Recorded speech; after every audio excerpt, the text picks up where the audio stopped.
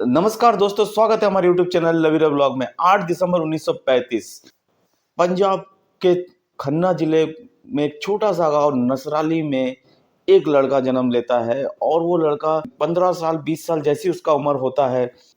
दिलीप कुमार की फिल्में बड़े उस समय आसपास के जो सिनेमा घर, बहुत गिने चुने सिनेमा घर होते थे, वो जो पोस्टर वोस्टर लगता था उस समय, उनको देख के वो इंस्पायर होते हैं कि यार ये बंदा कुछ है, खास है। दिलीप कुमार को देख के इतना प्रेरित होते थे, वो कहते काश मैं उस पोस्टर की जगह मेरी पोस्टर लगती, या वो जो कलाकार है उसकी जगह मैं भी होता। तो उनसे इंस्पायर होके उन्होंने ठान लिया था कि मेरे को भी एक्टर बनना है। और फिर वो मुंबई में आते हैं अपना घर बार छोड़ के, अपने परिवार को छोड़ के। 1954 में ही काफी कम उम्र में उनकी शादी हो गई थी। करीब करीब 19 साल की उम्र में उनकी शादी हो गई थी। प्रकाश कौर नाम की उनकी पहली पत्नी थी। पहली पत्नी का मतलब है कि उन्होंने बाद में भी शादी की थी हेमा मालिनी से 1980 में। तो लेकिन 18-19 साल में उनकी शादी हो गई। फिर उन्होंने सोचा कि मुझे यहाँ आगे बढ़ना है। फिर वो मुंबई चले गए और वहाँ पे फिर काफ़ी संघर्ष किया शुरुआती दौर में। फाइनली उनको फिल्मों में रोल मिला और पहली फिल्म में उनको ब्रेक मिला, दिल भी तेरा हम भी तेरे। तो 1960 में ये फिल्म रिलीज हुई थी और 1960 में वो फिल्म रिलीज होने के बाद पीछे मुड़ के नहीं देखा और फिर उन्होंने अगले 30-40 साल तक लगातार फिल्में करते गए। धर्मेंद्र जो कि बॉलीवुड के एक महान कलाकार माने जाते हैं और उसके अलावा बहुत ग्रेट ह्यूमन बीइंग भी है, बहुत ग्रेट इंसान है और वन ऑफ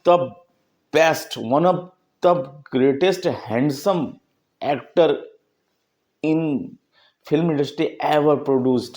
चाहे वो स्ट्रॉन्गेस्ट हो या हैंडसम गुड लुकिंग हो, आज भी जो यंग जनरेशन के एक्टर्स है, धर्मेंद्र की यंग जमाने की मूवी देखकर उनसे इंस्पायर्ड होते हैं।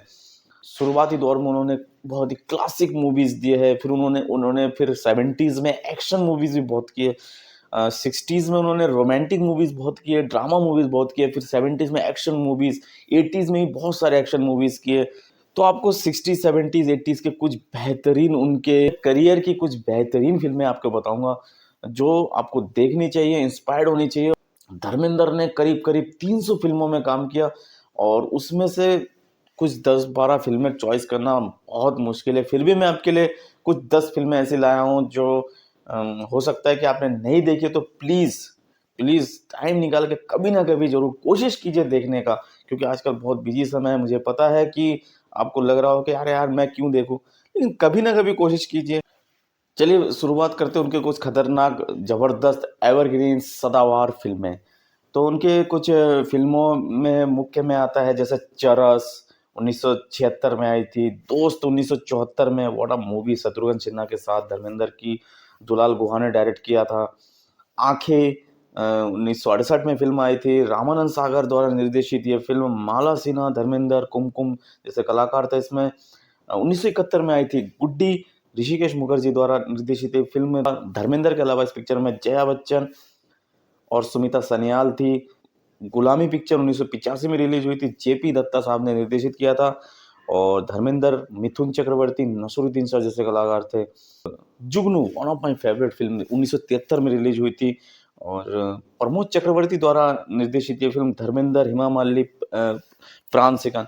आपको बता दूं कि धर्मेंद्र ने सबसे ज्यादा फिल्में की है हेमा मालिनी के साथ, 30 से भी ज्यादा फिल्मों में उन्होंने काम किया एक दूसरे के साथ।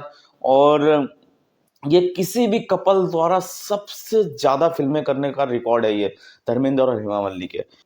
जीवन मृत्यु जो कि 1970 में रिलीज हुई थी, सत्यन बोस ने इसको निर्देशित किया था। धर्मेंद्र, राखी गुलजार, अजीत खान। मेरा गांव मेरा देश 1971 में।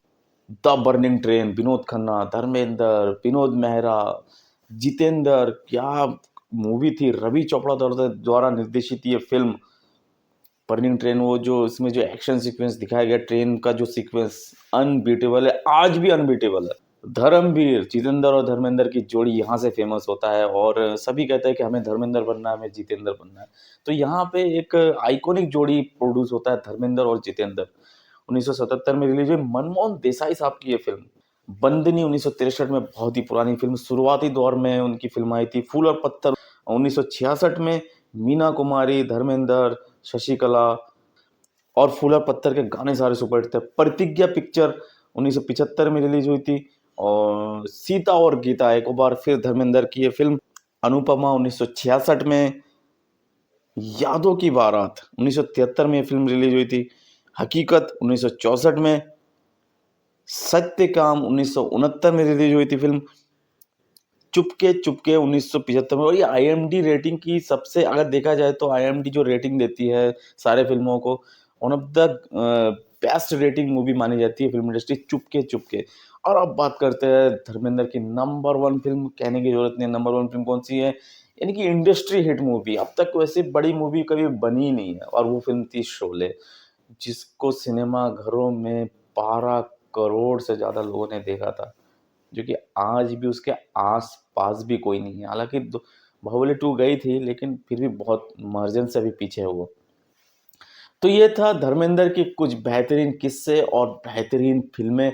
हालांकि इस वीडियो में उनके वीडियो बनाना बहुत मुश्किल है कहना, लेकिन कोशिश किया है मैंने जितने भी आपको फिल्में बताने का, उसमें आपको लगेगा कि उसमें से कुछ फिल्में आप इंस्पायर होंगे और आप देखेंगे जरूर।